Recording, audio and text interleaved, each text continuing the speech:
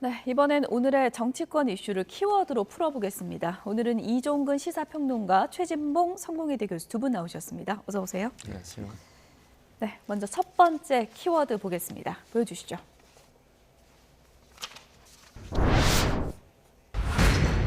이재명 더불어민주당 대표 오늘 복귀했습니다. 국회 인사에서 책임을 다하겠다 이런 입장을 밝혔는데요.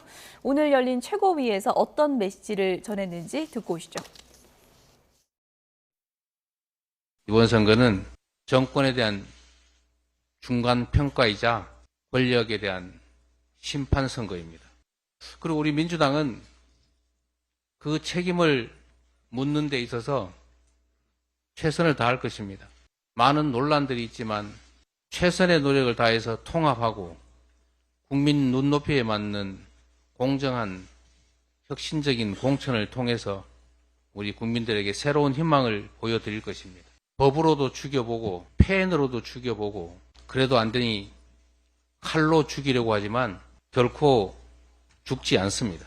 우리 국민들께서 저를 살려주신 것처럼 우리 국민들께서 이 나라의 미래를 이 나라의 주인으로서 책임지고 제대로 이끌어가 주실 것으로 확신합니다.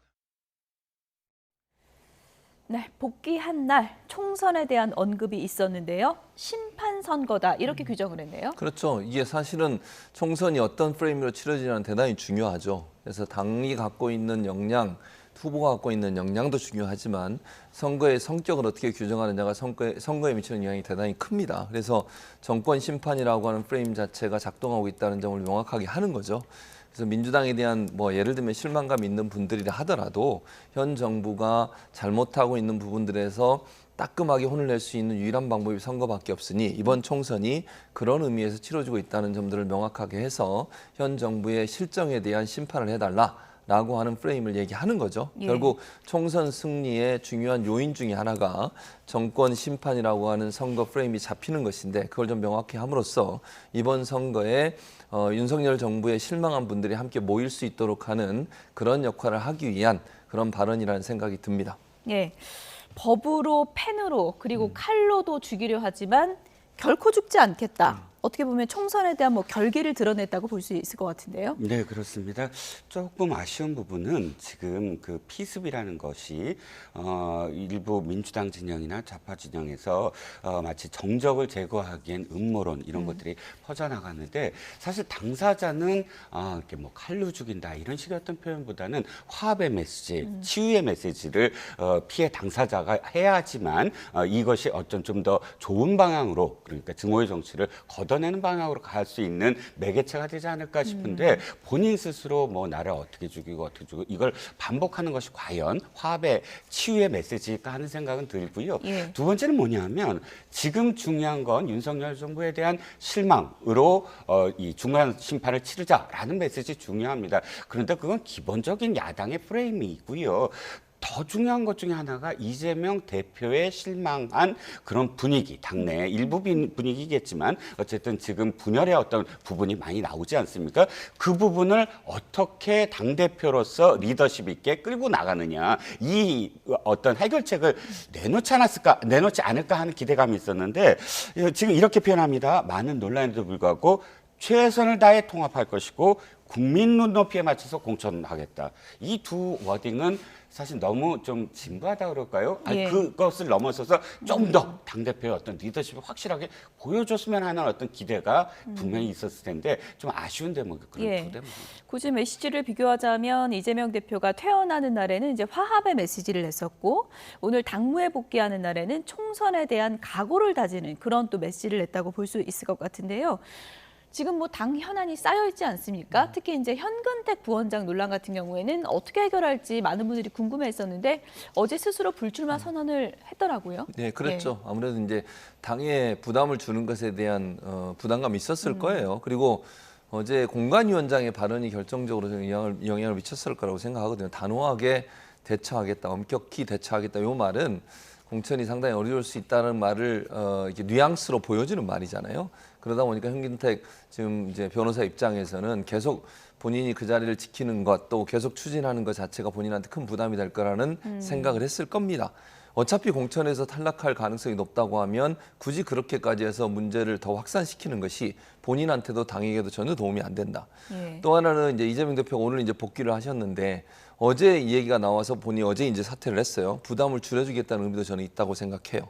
만약에 본인이 계속 현근택 변호사가 자리를 지키면서 총선 출마를 계속 강행하고 있다고 하면 이재명 대표가 이 문제를 풀어야 되거든요.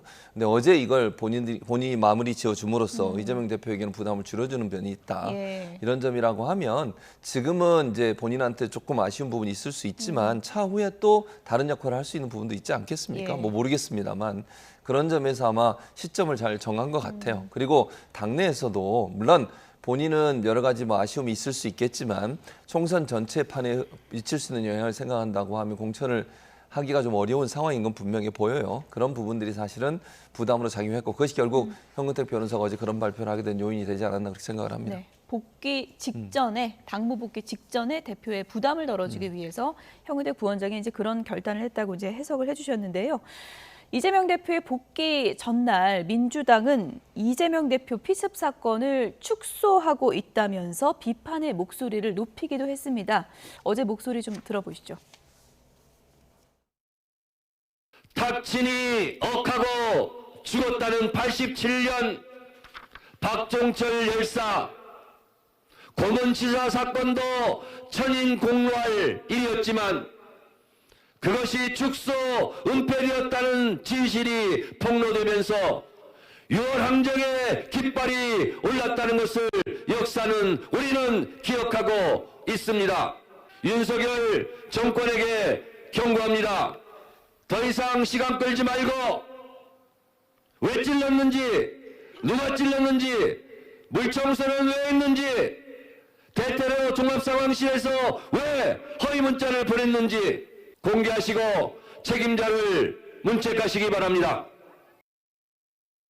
네, 지금 화면으로 보신 것처럼 규탄 대회까지 대대적으로 열고 정청래 최고위원이 목소리를 높였습니다. 이거 은폐 수사 규탄하겠다라는 그 민주당의 목소리인데요. 어떤 의도가 있다고 보십니까? 아마도 두 가지겠죠. 네. 하나는 이번에 이재명 대표의 피습 사건으로 인해서 뭐 부산 민심을 포함을 해서 또 각 지역 의료 체계를 비판하는 의사회 목소리가 크지 않습니까? 예. 그 민주당이 원래 지역 의료와 관련돼서 여러 가지 어떤 정책을 또 공약한 적도 있고 한데 이번에 상황은 아이고 아프면 지역 의료 받지 마시고 서울로 달려오세요. 이런 어떤 모습이 비춰지지 않았습니까? 이런 비판을 어떻게든 좀 다른 방향으로 돌려보고 싶은 어떤 의도가 있지 않을까 싶고요. 두 번째는 지금 이 이 당이 통합이 아니라 사실 분열의 어떤 모습이 계속 보이고 있습니다.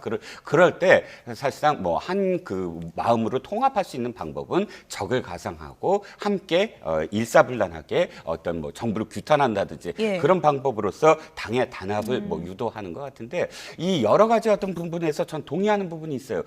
경찰이 제대로 사실 국민들한테 정말 제대로 A부터 Z까지 그래서 이 사람이 이렇게 됐구나 하고 기승전결을 딱 연결시켜 주는 만큼의 예. 발표를 하지 않았다. 상세한 발표가 없었다. 그렇죠. 그게 예. 좀 더 저도 발표가 있어야 되고 생각하는데 한 가지 제가 아까 그 이 규탄 대회에서 문제 제기한 부분에 반대를 하는 건 테러 종합실이 그 허위 문자 발송 부분이에요. 예. 테러 종합실은 테러 방지법 2016년도 그 통과 이후에 만들어진 미국의 ODI 같은 시스템입니다. ODNI 같은 어떤 시스템이냐면 여러 첩보 기관에서 받은 첩보를 공유하는 거예요. 그냥 예. 그 기능이 그런 기능입니다. 미국의 9.11이 났을 때 이유가 뭐냐면 각 기관들은 모두 다 정보를 알았는데 공유하지 않았기 때문에 그렇군요. 그랬다라는 반성 때문에 그 공유하는 기관은 ODNI라는 걸 만들었거든요. 바로 그런 기능을 하는 곳이고 그래서 첫 번째 일보가 뭐냐면 소방대원이 거기서 1cm 열상이라고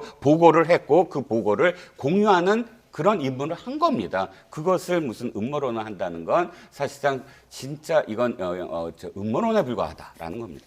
예.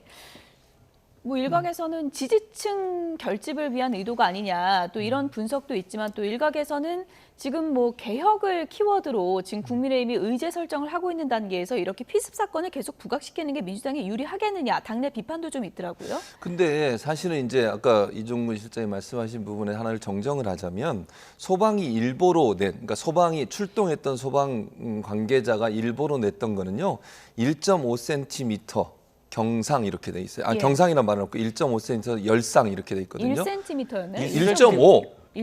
아니에요. 그거 정확히 확인을 소방에는 잘 예. 들어보세요. 제가 좀 확인해 소방에는 보겠습니다. 1.5로 돼 있는 거를 예. 대터러 상황에서 1cm로 바꾼 거예요. 그래서 문제를 제기한 거예요, 지금. 잘 확인해 보세요. 소방 일보에 올라온 건 1.5cm로 돼 있는 게 왜 대터러 상황에서 1cm로 바뀌었냐는 게 민주당이 문제 제기예요. 그럼 수치가 차이가 나잖아요. 그리고 열상이란 말은 있지만 경상이란 표현은 없어요. 근데 대터러 상황실은 경상으로 표현이 돼요. 왜 이런 표현을 집어넣냐는 거예요. 그러니까 소방 일본은 1.5cm로 돼 있는 거를 왜 대터러 상황실 1cm로 바꿨는지도 궁금한 거고 예. 또 경상이란 표현을 소방에는 쓰지 않았어요. 열상만 썼지. 근데 대터러 상황실은 경상이라는 표현을 썼어요.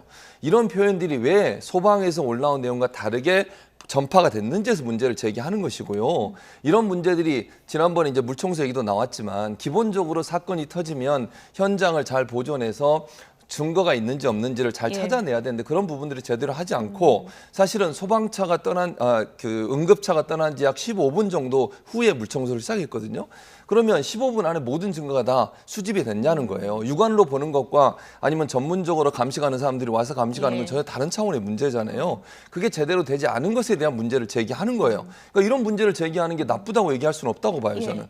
또 하나는 잘 보세요. 이게 지금 이런 식으로 해서 신상공개심의위원회에서도 신상 공개를 하지 않기로 결정을 했어요. 그럼 이유라도 얘기해 줘야 되잖아요. 그 이유도 비공개로 했어요. 그러니까 이런 여러 가지 상황들을 봤을 때 민주당 입장에서 이게 좀 이상하다라는 생각이 드는 것이고 또 하나는 모 언론사에서 보도한 내용을 보면 실제 그 범죄자가 현장에 갈 때 택시를 탈 때 그 택시 운전사와 나눈 대화가 녹취록이 있어요. 대화의 내용을 보면 받은 문자를 보여주면서 이곳으로 가주세요라고 얘기를 했다는 거예요. 택시 운전사의 증언에 따르면. 그리고 그곳에 갔는데 내렸는데 어딘지, 그러니까 여기가 맞냐라고 물어봤다는 예. 말이에요. 그러면 본인은 모르는 상태에서 문자를 받고 갔다고 추측이 가능한데 이 부분에 대한 수사가 제대로 이루어지지 않은 부분에는 문제를 제기하는 거니까 예. 여러 의혹이 있는 것에 대해서 문제를 제기하는 것이지 이게 무슨 정쟁으로 가는 문제는 아니라고 봅니다. 예.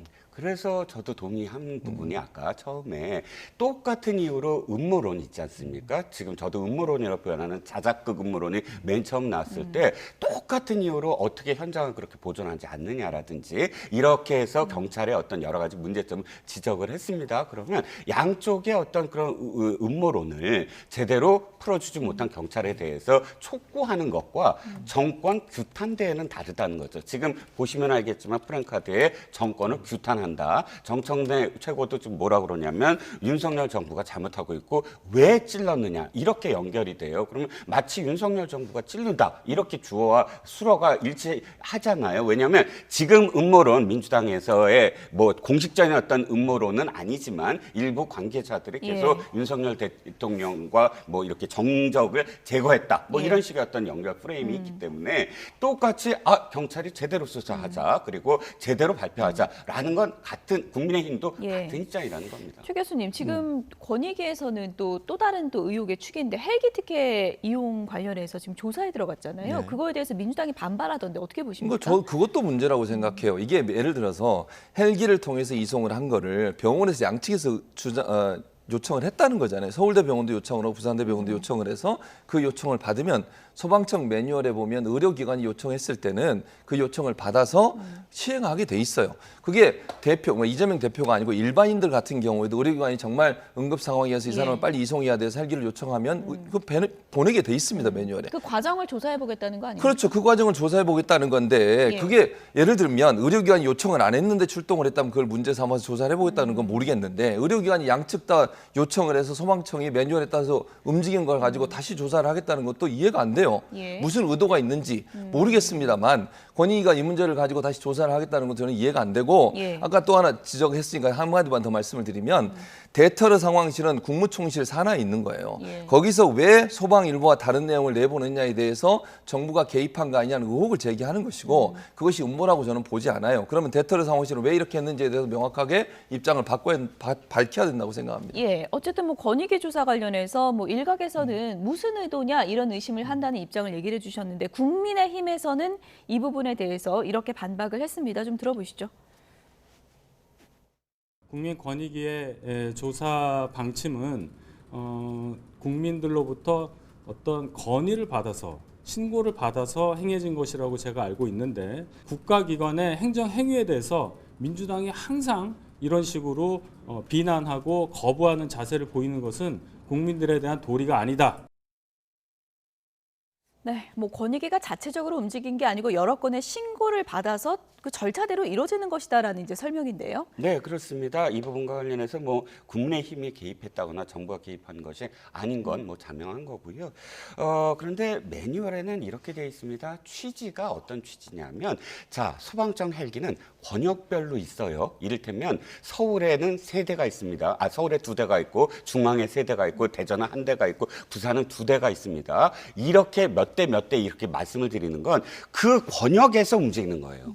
그 권역에서 예를 들자면 부산 경남에 2대가 있는데 900km를 뜰 수 있는 헬기와 500km를 뜰 수 있는 헬기 2대가 있고요. 이 2대는 부산의 도서 지역을 포함해서 경남 일대에 무슨 이런 중대 사건 상황이 있을 때 부산대 병원으로 오게 만드는 역할을 하기 위해서 2대가 있는 겁니다. 예. 그렇다면 부산 내에서 움직이는 것에 대한 허가는 분명히 소방 헬기가 뜰 수 있어요. 하지만 지금 부산에서 서울로 가는 것은 권역별 헬기 지침에 어긋난다는 거예요. 그리고 이것을 누가 요청했냐고요? 부산대가 요청하지 않았습니다. 부산대 외상센터 장도 얘기했고 집도의도 얘기했습니다. 이건 서울대가 요청한 것을 그냥 우리는 받아들였다. 라고 얘기를 해요. 부산대가 요청한 거 아니고요. 하나만 더 말씀드리면 2대 중에 500km 뜨는 거 헬기는 당시에 뜰 수가 없었어요. 딱 한 대 있었습니다. 그것이 서울로 갔다가 빈 헬리콥터로 돌아오면 5시간에 빈 공간이 생겨요. 부산 경남 지역에서 무슨 일이 생겼을 때, 축약해서 좀 설명해 섬에서 주시죠. 무슨 일이 생겼을 때 예. 아무도 못합니다. 이 대처는 못합니다. 그렇게 비어 있었던 거예요. 그러니까 지금 이 부분과 관련해서는 누가 요청했느냐라고 시민들이 아니 그럼 나도 탈 수 있느냐? 나도 부산인데 나도 지금 다쳤는데 헬기 이용할 수 있느냐? 예. 이용할 수 없다면 이건 권력을 행사한 거다라고 권익위에 신고했다는 저희가 겁니다. 뒤에 나눌 얘기가 많기 네네. 때문에 좀 간략하게 부탁드리고요. 반박하실 내용이 있으면 저희가 당연히 잠시 반박할 게 듣겠습니다. 많죠. 예. 헬기를 지금 말씀하신 것처럼 부산 권역에만 다니면 그러면 부산에서 아픈 사람이 생겨가지고 정말 응급 환자가 생겨 서울로 이송해야 되면 서울 가면 안 돼요? 그러면 부산에서 떠가지고 중간에서 환자 바꿔가지고 갑니까? 그런 논리로 얘기하는 것 자체가 저는 문제라고 생각해요. 지금 응급 환자 같은 경우에 예를 들면 부산이나 뭐 지금 부산대병원에서 안 했다고 하는데 언론의 보도는 부산대병원에서 요청했다고 제가 알고 있고요. 만약 서울대병원에서 요청했다고도 그래요. 부산대병원에서 요청을 안 그건 했다 병원마다 하더라도. 설명이 좀 엇갈리고 그러니까 예를 있어요. 들면 네. 의료기관이 판단해서 이 사람이 위급한 상황이니까 그 위급한 사람을 이송할 필요가 있다고 하면 이송을 하는 거예요. 그리고 일반인 얘기를 하시는데요.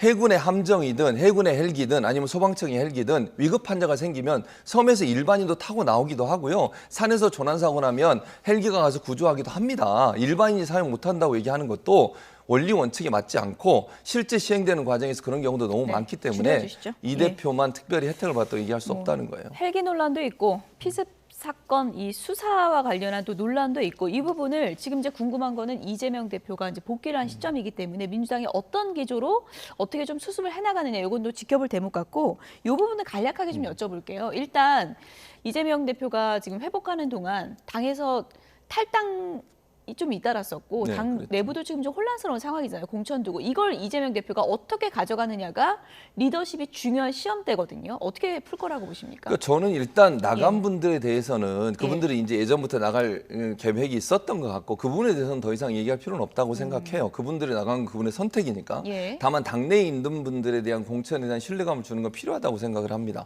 공천관리위원장이 예컨대 문제가 되고 있는 소위 이제 친명으로 분류되는 후보들 중에 문제가 있는 사람들을 전격적으로 이런 정리를 하는 것도 결국은 공천의 공정성이 담보되고 있다는 부분을 보여주는 하나의 시그널이라고 생각을 해요. 그러니까 이재명 대표도 아마 공천 과정에서 시스템 공천을 통해서 공정하게 할 거라는 부분을 좀 명확하게 얘기할 거라고 저는 예. 생각합니다. 이게 친명이냐 비명의 문제가 아니고 그리고 논란이 되는 지역구 같은 건 다 저는 거의 100% 경선해야 된다고 생각해요. 전략 공천을 최소화하고 예. 경선을 통해서 공정성을 확보하는 그런 노력들을 하지 않을 그렇게 예상하고 있습니다. 뭐 추가 탈당 움직임이 있다 이런 얘기까지 나오는 상황이기 때문에 이재명 대표가 어떻게 이걸 좀 풀어갈지 지켜보도록 하겠습니다.